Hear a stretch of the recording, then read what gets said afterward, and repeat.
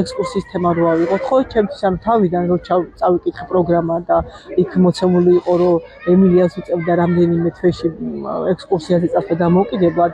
და ძალიან განცდები მქონდა და დავრეკე ჩემს მეგობრებთან აქ ცხოვრობენ და მკითხე მათ ამის შესახებ, მაგრამ მითხრეს, რომ სულ ყვილად ნერვიულობ, ჩათვალე, რომ ბავშვი ისე მშვიდად წავა, არანაირი პრობლემა არ არის, ანუ ეს იცი.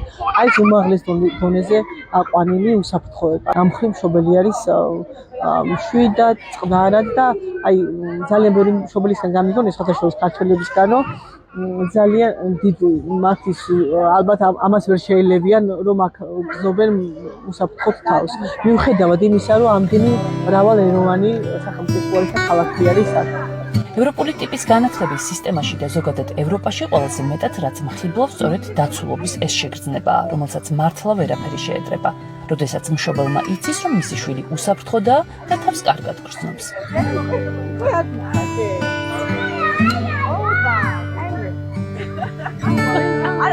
კიდევ ერთი ადგილი, რაც ჩემს შვილებს თბილისში დაბრუნებამდე აუცილებლად უნდა ვაჩვენო, ეს არის ბარსელონის კოსმოგაიშა.